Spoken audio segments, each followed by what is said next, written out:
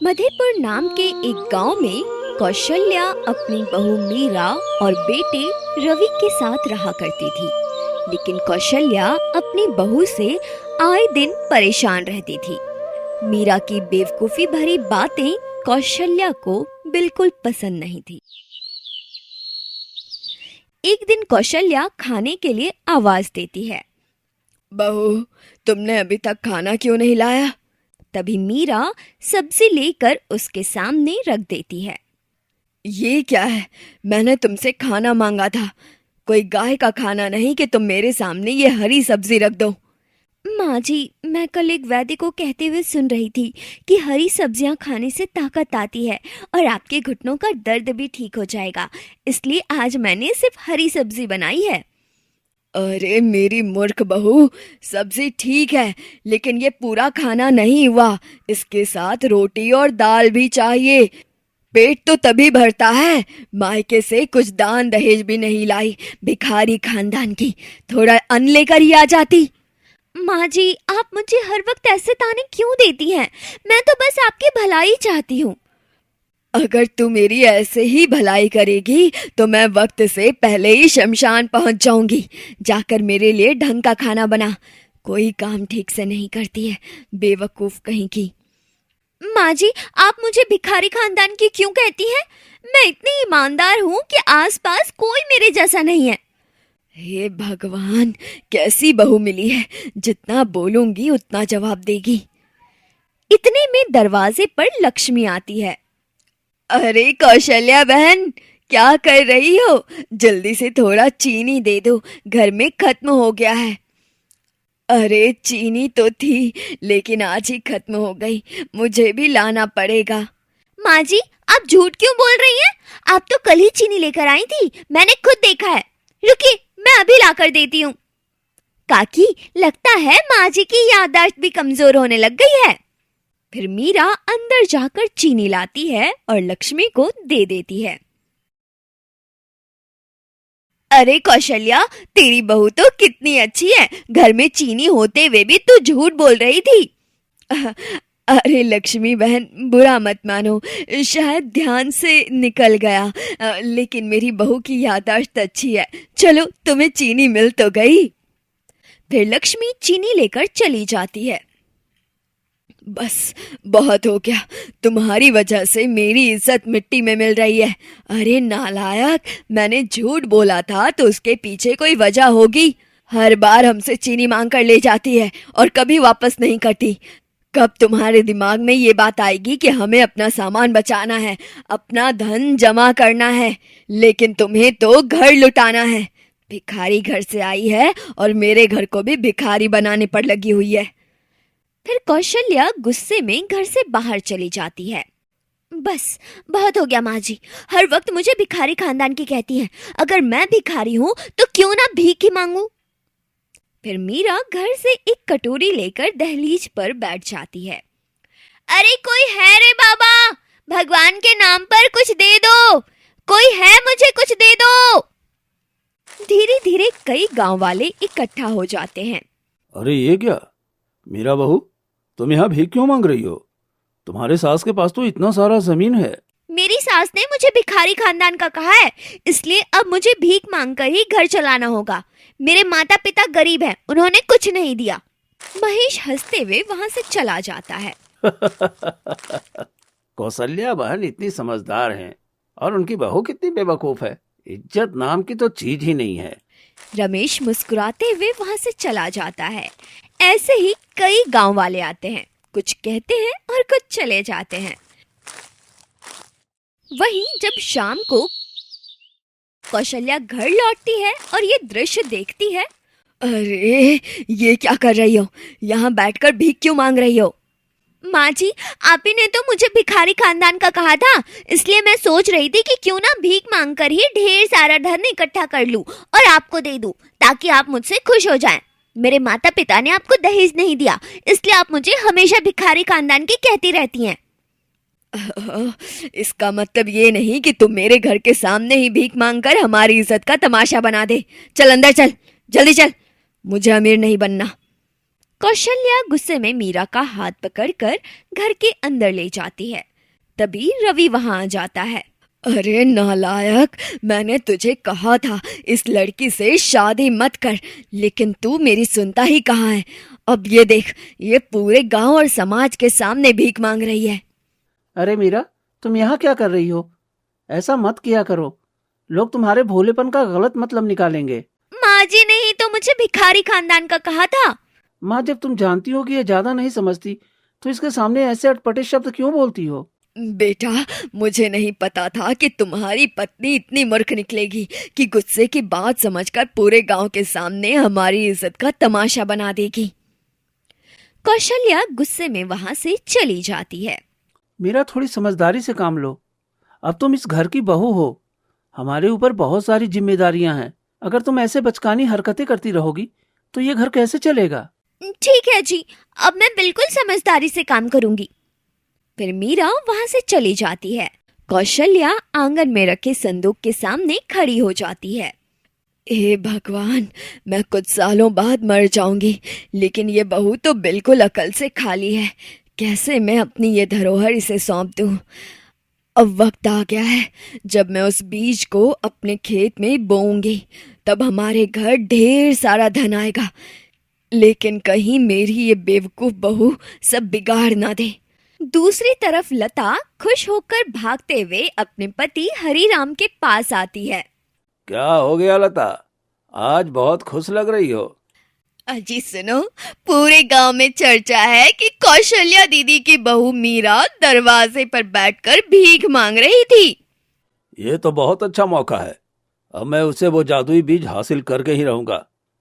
अगर वो सोने का बीज हमारे खेत में बोया गया तो हम बहुत अमीर हो जाएंगे। अरे, मैंने भाई को रास्ते से हटाया था, लेकिन वो बीज भाभी को दे गया और अब तक मुझे नहीं पता कि वो है कहाँ। तो फिर यही मौका है, आप उसे अपनी बातों में फंसाइए। उसकी बेवकूफी ही हमें वो बीज दिला देगी। हाँ ठीक है, मैं आज ही जाता हूँ और उसे अपनी बातों में ऐसा उलझाऊंगा कि वो मेरी बातें मान ही नहीं सकती। वैसे भी वो भोली भाली है ही।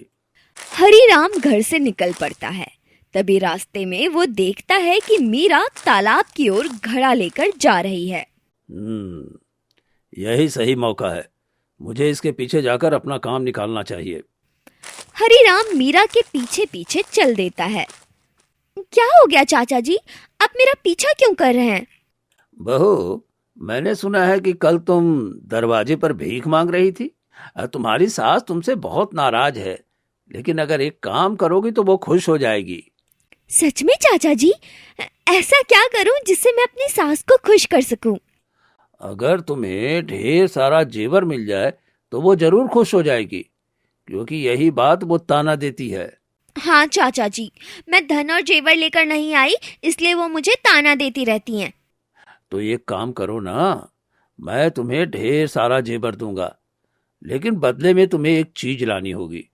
तुम्हारी सास के पास सोने का जादुई बीज है जो मेरा भाई लाया था। उसे किसी तरह मुझे दे दो। चाचा जी, फिर माँ जी पूछेंगे कि मेरे पास इतना सारा जेवर कहाँ से आया, तो मैं उन्हें क्या जवाब दूंगी? थोड़ा झूठ बोल दो कि ये सारा जेवर तुम्हारे मायके वालों ने दिया है और तुम ये सब मायके से लेकर आई हो, जैसे कि बाकी औरतें बोलती हैं। फिर देखना, तुम्हारी सास तुम्हारी कितनी इज्जत करने लगेंगी और तुम्हारी मायके की बुराई भी नहीं होगी। इतना अच्छा मौका बार बार नहीं मिलता। जा, जल्दी जाकर वो बीज ले आओ। ठीक है, अगर आप मुझे इतना धन देंगे तो माँ जी मुझे भिखारी खानदान की नहीं कहेंगी। मैं वो बीज जरूर लेकर आऊंगी। मीरा तालाब की ओर चली जाती है। मैंने इसे आसानी से बेवकूफ बना लिया, अब ये जरूर बीज ला कर देगी। हरिराम मुस्कुराते हुए घर चला जाता है। वहीं मीरा तालाब से पानी लेकर घर लौटती है। अरे, इतना पानी ले आई, जल्दी से मुझे थोड़ा पानी दे दे, प्यास लगी है। माँ जी, मैं अभी अभी पानी लाई हूँ, घड़ा बहुत भारी है, पहले थोड़ा आराम कर लूँ फिर आपको देती हूँ। बहू, पहले मुझे पानी दे, बाद में आराम करना। माँ जी थोड़ा रुकिए, अभी देती हूँ। मीरा घर के अंदर चली जाती है। हे भगवान, मेरी तो किस्मत ही फूटी है, कब इस आफत से पीछा छूटेगा। कौशल्या खुद पानी लेकर पी लेती है। तभी पीछे से मीरा आती है। माँ जी, मुझे आपसे एक बात पूछनी है। आज बड़ी प्यार से बात कर रही है, क्या बात है? मैंने सुना है कि ससुर जी कोई सोने का जादुई बीज लाए थे जिससे हमारी किस्मत खुल जाती है। क्या वो आपके पास है? मैं देखना चाहती हूँ। तुझे ये बात किसने बताई? वैसे भी वो तेरे देखने की चीज नहीं है, ऐसा कुछ नहीं है। जाकर अपना काम कर। नहीं माँ जी, मुझे देखना है, मुझे अभी देखना है, मुझे वो बीज चाहिए। अरे बहू, जिद मत कर, वो कोई बच्चों की चीज नहीं है। उससे हमारी किस्मत बदलने वाली है। कुछ ही दिनों में हम उसे अपने खेत में बोएंगे तो भाग्य खुल जाएंगे। तुम उस पर ध्यान मत दो, जाकर घर का काम करो। नहीं माँ जी, मुझे वो बीज देखना है, मुझे वही चाहिए। ओह, अच्छा अच्छा ठीक है, लाती हूँ। अरे मुंह लग गई। मैं जानती हूँ जितना तुम्हें मना करूंगी उतना ही तुम उसे देखने की जिद करोगी। रुको, मैं लेकर आती हूँ। फिर कौशल्या घर के अंदर जाती है और संदूक से सोने का बीज निकालकर मीरा के हाथ पर रख देती है। ये लो बीज, अच्छे से देख लेना और फिर संभाल कर रख देना। और हाँ, ध्यान रहे, इसे किसी के भी हाथ में मत देना। नहीं माँ जी, मैं इसे अच्छे से देखकर फिर आपके संदूक में रख दूंगी। मीरा सोने का बीज लेकर अपने कमरे में चली जाती है। इतना छोटा सा बीज और चाचा जी इसके बदले मुझे ढेर सारा सोना देने वाले हैं। चलो, यही बीज उन्हें दे देती हूँ, फिर वो मुझे ढेर सारे जेवर देंगे। फिर मीरा रात के अंधेरे में बीज लेकर घर से निकल पड़ती है और हरीराम के घर जाकर दरवाजा जोर जोर से खटखटाती है। कौन है इतनी रात को? मैं हूँ चाचा जी, आपने कहा था ना आपको जादुई बीज चाहिए। ये देखिए, मैं आपके लिए वही बीज लेकर आई हूँ। आप इसे ले लीजिए और जल्दी से मुझे ढेर सारा सोना चांदी दे दीजिए ताकि मैं अपनी माँ जी को खुश कर सकूं। अरे वाह, मैं तो सोच रहा था कि तुम बहुत देर करोगी, लेकिन तुमने तो जल्दी ही दे दिया। रुको, मैं तुम्हारे लिए अभी जेवर लेकर आता हूँ। फिर हरीराम बीज लेकर घर के अंदर चला जाता है और थोड़ी देर बाद सोने चांदी के जेवर लेकर बाहर आता है। ये लो बहू, ये तुम्हारे लिए है। अभी जाकर अपनी सास को मत दिखाना, जब वो खुद पूछे तब दिखाना। देखना वो कितनी खुश होगी। सच में चाचा जी, आप बहुत अच्छे हैं।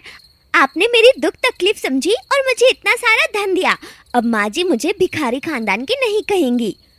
फिर मीरा सारे जेवर लेकर अपने घर लौट आती है।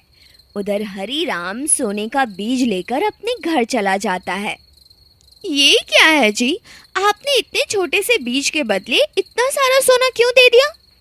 अरे पगली, तुम मुझे मूर्ख समझती हो क्या? मैंने जो दिया है वो नकली है, और ये बीज कोई साधारण बीज नहीं है। आने वाले पूर्णिमा के दिन जैसे ही इसे मैं अपने खेत में बोऊंगा, पूरा खेत सोने का बन जाएगा और हमारी सारी परेशानियां खत्म हो जाएंगी।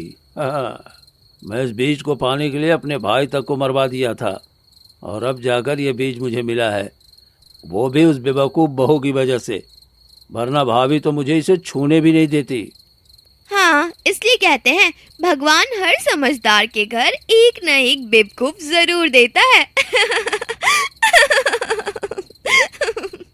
फिर दोनों जोर जोर से हंसने लगते हैं।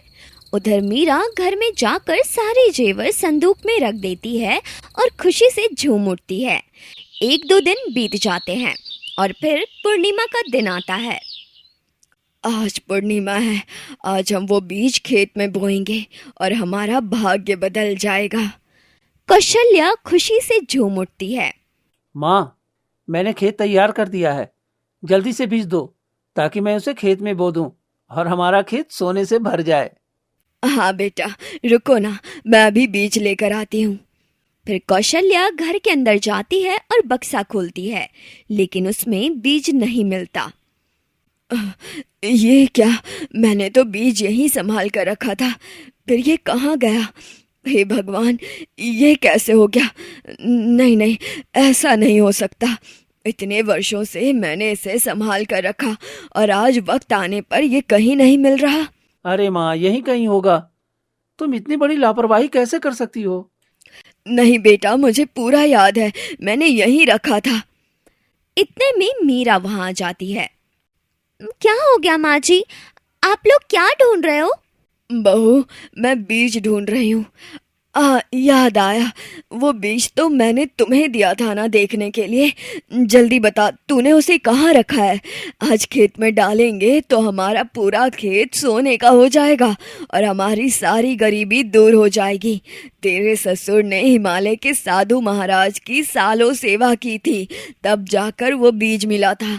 उनके जाने के बाद से मैंने उसे संभाल कर रखा है। अब जल्दी लेकर आ। माँ जी, मैंने वो बीज तो चाचा जी को दे दी। वो मुझसे मांग रहे थे, इसलिए मैंने दे दी। हे भगवान, मेरी मूर्ख बहू, ये तूने क्या कर दिया? ये तो हमारे घर की किस्मत थी। तूने अपने ही पैरों पर कुल्हाड़ी मार ली। मीरा, तुमने वो बीज लालची चाचा को दे दिया? अरे वो तो कब से इसे पाना चाहता था। अरे जी, आप लोग मुझे बेवकूफ समझते हो क्या? चाचा जी ने मुझे इसके बदले ढेर सारे सोने चांदी के जेवर दिए हैं। मैं अभी लेकर आती हूँ। फिर मीरा घर के अंदर भाग कर जाती है और थोड़ी देर बाद सोने चांदी के जेवर ले आती है। देखो माँ जी, ये सारा सोना चांदी चाचा जी ने दिया है, एक छोटे से बीज के बदले। कौशल्या गौर से जेवर देखती है। अरे मूर्ख बहू, ये सब नकली है। ये नकली सोना चांदी है। उसने तुझे धोखा दिया और हमारा कीमती बीज ले लिया। अब हम क्या करें? माँ, चलो हम उसके पास चलते हैं और चाचा से अपना बीज वापस लेकर रहेंगे। हाँ बेटा, तो ठीक कहता है। हमारी बहू ही इतनी बेवकूफ निकली। अब हमें उसके पास जाकर ही गिरना पड़ेगा। फिर दोनों वहां से निकल पड़ते हैं और हरीराम के घर की ओर चल देते हैं। आओ भाभी आओ, इतने वर्षों बाद आज आपने मेरी दहलीज पर कदम रखा है, लेकिन आज कैसे आना हुआ? देखो हरीराम, ये तुमने ठीक नहीं किया। तुमने मेरी बहू के भोलेपन का फायदा उठाकर उसे नकली जेवर पकड़ा दिए और मेरा असली बीज ले लिया। मुझे मेरा बीज वापस चाहिए। अरे कौन सा बीज, कैसा बीज? मैंने कोई बीज नहीं लिया और नहीं तुम्हारी बहू को मैंने कोई जेवर दिया है। अरे वो पागल है, पूरा गांव जानता है। फालतू में मेरे ऊपर इल्जाम लगा रही है। झूठ मत बोलो हरीराम, मैं जानती हूँ तुमने मेरी बहू के भोलेपन का फायदा उठाया। जल्दी से मेरा बीज लौटा दे, वरना मैं गांव में पंचायत लगाऊंगी। अरे तो मैं क्या डरता हूँ? चलो पंचायत लगाओ, मैं भी नहीं डरता। ठीक है, तब इसका फैसला पंचायत में ही होगा। अरे तो मैं क्या डरता हूँ, चलो चलते हैं। फिर सभी लोग गांव की पंचायत की ओर निकल पड़ते हैं और वहां जाकर बैठ जाते हैं। कहो, क्या बात है? आज सब एक साथ यहाँ कैसे आए हो? मुखिया जी, देखिए, इस हरीराम ने मेरी बहू के भोलेपन का फायदा उठाकर उसे नकली जेवर दिए और मेरी असली जादुई सोने की बीज ले ली, जिसे मेरे पति ने बड़ी मेहनत से हासिल किया था। क्या ये सच है हरीराम? तुमने ऐसा क्यों किया? हमारे गांव में यह बर्दाश्त नहीं किया जा सकता है। अरे मुखिया जी, आप तो जानते हैं कि इनकी बहू कितनी मूर्ख है, हर बार बेवकूफ़ी करती रहती है। अरे उसकी बातों पर कौन यकीन करेगा? मैंने कोई बीज नहीं लिया है और ना ही कोई जेवर दिया। ये सरासर झूठ बोल रही है। इतने में पीछे से मीरा वहां आ जाती है। चाचा जी, ये आप कैसी बातें कर रहे हो? मैंने सच में आपको बीज दिया था और ये जेवर भी आपने ही मुझे दिए थे जो नकली हैं। मुझे मेरा बीज वापस चाहिए। आपका ये नकली जेवर मुझे नहीं चाहिए। अरे मीरा बहू, ये पंचायत है, कोई खेलने की जगह नहीं है। तुम्हारी यहाँ कोई जरूरत नहीं है। तुम अपने घर जाकर ये बकवास बातें करो। कुछ दिन पहले यही अपने घर के सामने बैठकर भीख मांग रही थी और उल्टी सीधे हरकतें कर रही थी। इसकी बातों पर भला कौन यकीन करेगा? हाँ मुखिया जी, ये बिल्कुल ठीक कह रहे हैं। और इसकी बहू तो पूरे गांव की बेवकूफ है। भला इसकी बात पर कौन यकीन करेगा? तो पूरे गांव के फैसले के हिसाब से ये तय होता है कि तुम्हारी बहू ने कोई भी बीज हरीराम को नहीं दिया है। नहीं मुखिया जी, मेरी बहू भले ही बेवकूफ है, लेकिन उसने कभी झूठ नहीं बोला। मेरी बहू सच बोलती है। अगर उसने कहा कि उसने बीज दिया है तो जरूर दिया होगा। मुझे अपनी बहू की बेवकूफ़ी पर गुस्सा जरूर आता है, लेकिन मेरी बहू कभी झूठ नहीं बोलती। मुखिया जी, मेरी बात पर यकीन कीजिए। नहीं, तुम्हारी बहू की हरकतें पूरे गांव में लोगों को पता चल चुकी है, इसलिए अभी कुछ नहीं किया जा सकता। ये पंचायत यहीं पर बर्खास्त की जाती है। फिर सभी लोग वहां से जाने लगते हैं। क्यों भाभी, क्या सोचा था? अपना बीज हासिल कर पाओगी? कभी नहीं। मैं सच बोल रहा हूँ, तुम्हारी बहू ने मुझे वो बीज दिया और वो जेवर भी मैंने दिए, लेकिन तुम्हारी बातों और तुम्हारी बेवकूफ बहू की बातों पर कोई यकीन नहीं करेगा। हरीराम हंसते हुए अपने घर चला जाता है। माँ, अब हम क्या करें? कोई हमारी बातों पर यकीन नहीं कर रहा, और वो तो हमारी अमानत है। मुझे भी बहुत बुरा लग रहा है। चाचा जी ने मेरा फायदा उठाया और हमारी किस्मत से खेल गए। देखो, तुमने इतने दिनों तक इतनी बेवकूफ़ी की, मैंने हर बार माफ़ किया, लेकिन आज तुम्हारी वजह से हम बर्बाद होने वाले हैं। जैसे ही वो बीज का इस्तेमाल करेगा, वो पहले हमें बर्बाद करेगा। हमें घर, ज़मीन, सब कुछ खोना पड़ेगा। तुमने आज हमें कहीं का नहीं छोड़ा। सच में तुमने हमें पूरी तरह बर्बाद कर दिया। फिर कौशल्या रोते हुए वहां से चली जाती है। देखो जी, इसमें मेरी कोई गलती नहीं है, मेरी बात पर यकीन कीजिए। आज तुम्हारी वजह से मेरी माँ की आंखों में आंसू हैं, इसलिए मैं तुम्हें कभी माफ नहीं करूंगा। रवि रोता हुआ वहां से चला जाता है। हे भगवान, मैंने तो हमेशा सोचा कि सबके साथ अच्छा करूं, लेकिन जाने अनजाने में चाचा जी ने मेरे साथ और मेरी माँ जी के साथ इतना बुरा किया। अब मैं समझ गई कि मुझे अब क्या करना है। अब फिर मीरा वहां से निकल पड़ती है और घने जंगलों से होते हुए वो एक साधु की कुटिया के पास पहुंचती है, जहां एक गाय घायल अवस्था में कुटिया के बाहर पड़ी होती है। अरे, ये गाय बेचारी यहाँ घायल अवस्था में पड़ी है, मुझे इसकी मदद करनी चाहिए। कितना जख्म है इसके शरीर पर, ये देखकर तो दिल टूट जाता है। फिर मीरा औषधि के पत्ते तोड़कर गाय के घाव पर लगा देती है। अरे, तुम्हें बहुत तकलीफ हो रही है ना? चिंता मत करो, तुम कुछ देर में ही ठीक हो जाओगी। वैसे तुम यहाँ क्या कर रही हो? कहीं तुम्हारा बच्चा तो नहीं खो गया? हो सकता है उसी को ढूंढते हुए तुम्हें जख्म लग गया हो। फिर मीरा वहाँ थोड़ी देर बैठी रहती है। तभी कुटिया से साधु महाराज बाहर निकलते हैं। ये क्या बेटी, तुमने उस गाय की मदद क्यों की? उसे अपने कर्मों का फल भोगना था। साधु महाराज, मुझे तो यही पता है कि जो जख्मी होता है उसका इलाज करना चाहिए। ये जख्मी नहीं थी, ये अपने कर्मों का फल भोग रही थी। इसने 2 इंसानों को जान से मारा था, इसलिए ये सजा पा रही थी। लेकिन तुम्हारे नेक दिल ने इसे इस सजा से मुक्त कर दिया। अच्छा, इससे गलती हो गई थी, पर सजा तो मिल गई ना। मुझे किसी को दुखी देखकर सहन नहीं होता। यही तुम्हारे भोलेपन की पहचान है बेटी। तुम दिल की बहुत नेक हो। बताओ, कैसे आई हो? मैं तुम्हारी क्या मदद कर सकता हूँ? मीरा रोते हुए सारी बात बता देती है। अच्छा, तो तुम्हारे भोलेपन का उसने फायदा उठा लिया है। लेकिन जो तुम्हें मूर्ख समझते हैं, अब तुम सबके सामने अपनी बुद्धि दिखाओ, ताकि सब तुम्हें बुद्धिमान समझें। पर मैं ये कैसे करूं साधु महाराज? मेरे पास तो बुद्धि नहीं है, मैं बुद्धिमान कैसे बनूं? मैं तुम्हें बताता हूँ, बस तुम वैसा ही करती जाना जैसा मैं कह रहा हूँ। मुझे क्या करना है? उसने तुमसे वो सोने का बीज लिया था, वो अभी अपने खेतों में दबा चुका होगा। लेकिन रात को चांदनी निकलने से पहले वो बीज अपने असली रूप में नहीं आएगा। इसलिए उससे पहले तुम्हें किसी तरह उस बीज को उसके खेत से निकालकर अपने खेत में डालना होगा। ध्यान रखना, उस बीज को तुम खुद नहीं छू सकती, उसे सिर्फ उसकी पत्नी छू सकती है। इसलिए तुम्हें उसकी मदद लेनी होगी। पर कैसे? उसने तो मिट्टी के अंदर डाल दिए। कहाँ डाला है मुझे नहीं पता। तुम्हें पता चल जाएगा।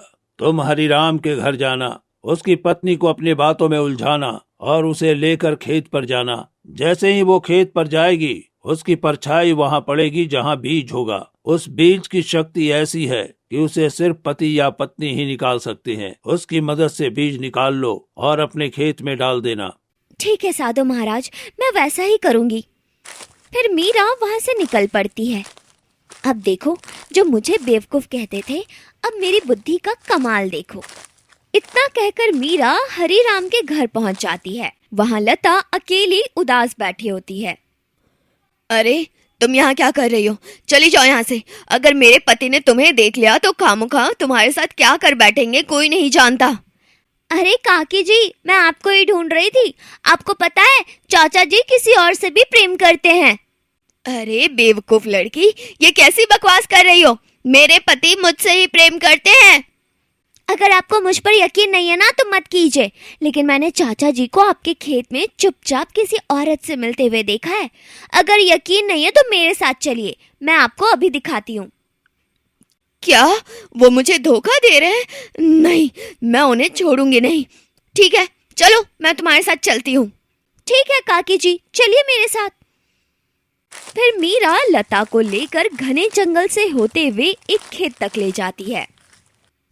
अब कैसे इस खेत से बीज निकालूं? कहाँ है वो? कहीं दिखाई क्यों नहीं दे रहा? कहीं तो मुझे मूर्ख तो नहीं बना रही हो? उन्होंने इसी खेत में एक औरत के लिए एक ऐसी अंगूठी गाड़ रखी है जिसे देखकर वो उससे शादी करने वाले हैं। क्या अंगूठी? हाँ देखिए ना, वो शायद यहीं कहीं खेत में होगी। हाँ हाँ, यही तो है। ठीक है, मैं अभी निकालती हूँ। फिर लता मिट्टी खोदने लगती है। थोड़ी देर में मिट्टी हटते ही उसे सोने का बीज मिल जाता है। अरे ये क्या? अंगूठी की जगह यहाँ तो सोने का बीज है। इतने में मीरा जल्दी से वो सोने का बीज उठा लेती है, क्योंकि ये मेरा सोने का बीज है और यही मुझे चाहिए था। मैं इस खेत में नहीं जा सकती थी क्योंकि इसे चाचा जी ने लगाया था और चाचा जी का डाला हुआ बीज सिर्फ उनकी पत्नी ही निकाल सकती है। तुम ये बीज नहीं ले जा सकती, इसे मुझे दे दो। ऐसे कैसे दे दूं? ये तो मेरा बीज है। फिर मीरा बीज लेकर वहां से जाने लगती है। लता उसका पीछा करती है। आप मुझे नहीं रोक सकती और कुछ ही देर में चांद भी निकलने वाला है। मीरा बीज लेकर भाग जाती है और अपने खेत में बो देती है। तभी अचानक आसमान में चांद निकल आता है और तेज रोशनी के साथ पूरे खेत सोने के बन जाते हैं। ये क्या? ये मैंने क्या कर दिया? सारा सोने का खेत तो मेरा बनना था, लेकिन ये तुम्हारा बन गया। जैसा किया वैसा पाया। चाचा जी ने मुझे मूर्ख बनाया था ना। अब देखो, मैंने आपको मूर्ख बनाकर अपने खेत को सोने से भर लिया। तभी इतने में हरिराम आता है और खेत देखकर हैरान रह जाता है। उसका खेत साधारण रहता है और कौशल्या का खेत सोने की तरह चमक रहा होता है। पीछे से कौशल्या और रवि भी आ जाते हैं। ये क्या? हमारा खेत सोने का बन गया? ये कैसे हो गया? और ये कैसे हुआ? मैंने तो ये बीज अपने खेत में डाला था और जो डालता है उसके सिवा कोई भी इसे नहीं निकाल सकता। फिर ये कैसे हो गया? मुझे माफ कर दीजिए, इसने मुझे मूर्ख बनाया। मैंने ही वो बीज निकाल कर इसके हाथ में रख दिया। इतने में वो बीज लेकर अपने खेत में डाल दिया उसने। क्योंकि जिस तरह आपने मुझे मूर्ख बनाया था, उसी तरह मैंने आपकी पत्नी के भोलेपन का फायदा उठाकर अपने खेत को सोने का खेत बना लिया। बहू, बहुत बढ़िया। तुम इतने दिनों से सबकी नज़र में मूर्ख थी, लेकिन आज तुम सच में बुद्धिमान निकली। मेरी बहू बुद्धिमान। आज तुमने जैसे को तैसा जवाब दिया। आज मेरा खेत कितना सोने की तरह चमक रहा है। बेटा, अब तो हम धनी हो गए। देखो, हमारी मीरा जो कभी इतनी भोली थी, आज उसने चाचा को उसी भोलेपन से अच्छा सबक सिखा दिया। ठीक है, तुम लोगों ने बीज चुरा लिया, उससे क्या, लेकिन ये सारा सोना तो मैं ही लूंगा। फिर हरिराम आगे बढ़ता है। चाचा जी, आप बीच में नहीं आ सकते। ये सारा धन गरीब दुखियों की अमानत है और इसे मैं सबकी मदद में लगाऊंगा। यही हमारे पिताजी की आखिरी इच्छा थी। हाँ, ये हमारे पति की आखिरी इच्छा थी, इसलिए तुम हमारे बीच में मत आओ हरिराम, यही ठीक रहेगा। इतने में पीछे से सभी गांव वाले और मुखिया आ जाते हैं। अरे, मैंने सुना था कि सोने का खेत होगा। ये तो सच में सोने का खेत हो गया। हाँ हाँ मुखिया जी, मैंने कहा था ना, सोने का बीज सच में है और आज दोनों में से किसी का खेत सोने का होगा और वो कौशल्या का खेत सोने का हो गया। सच में कौशल्या बहन, तुम सही कर रही थी। तुम्हारा सोने का बीज और तुम्हारा खेत, ये तो कमाल हो गया। ये सब मेरी बहू की बदौलत हुआ है। मेरी बहू ने अपनी चतुराई से हमें हमारा अधिकार दिलाया है। और मुखिया जी, आज से ये सारा धन हमारे साथ साथ सभी गांव वालों का है, सभी गरीब दुखियों का है, जिनके घर पर पैसे नहीं हैं, जिनके पास खाना नहीं है और जिनका घर नहीं है। हम उनकी मदद करेंगे ताकि मेरे पति की आत्मा को शांति मिले। हाँ, क्यों नहीं कौशल्या, तुम्हारे पति जैसा ही तुम्हारा भी बड़ा दिल है। मैं आज ही घोषणा करता हूँ कि जिसे भी जरूरत हो वो तुम्हारे पास आ जाए। हाँ मुखिया जी, क्यों नहीं। फिर सभी गांव वाले हंसते मुस्कुराते वहां से चले जाते हैं। तू चल लता, मैं तुझे अभी सबक सिखाता हूँ। हरीराम लता को लेकर वहां से चला जाता है। मीरा, बहू मुझे माफ कर दे। इतने दिनों तक मैंने तुम्हें भिखारी, बेवकूफ और ना जाने क्या क्या कहा, लेकिन आज से तू मेरी सच्ची बहू है और अब मैं तुम्हें बुद्धिमान बहू कहूंगी। माँ, आज मैं बहुत खुश हूँ कि सास बहू की जोड़ी इतनी अच्छी बन गई। दोनों घर की ओर चल पड़ते हैं। पर माँ जी, इतना सारा सोना हम यहाँ कैसे छोड़कर जाएंगे? यहीं रह गया तो कोई चुरा लेगा। कोई नहीं चुरा पाएगा बहू। इस जादुई बीज का यही कमाल है, इसे सिर्फ हमारा ही परिवार छू सकता है। इसके अलावा उसे कोई और छूने की कोशिश करेगा तो वो सोना उसके हाथ में जाते ही राख बन जाएगा। इसलिए घबराने की कोई बात नहीं। चलो अब। हाँ माँ जी, चलिए फिर ठीक है। चलिए चलते हैं। जैसा आपने कहा है हम स्थान को बिल्कुल प्रयोग में लाएंगे। फिर मीरा, कौशल्या और रवि तीनों घर आ जाते हैं।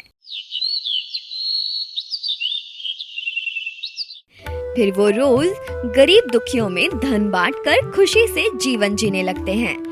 पूरे गांव में जो मीरा पहले बेवकूफ कहलाती थी, अब वही चतुर और समझदार बहू के नाम से जानी जाती है।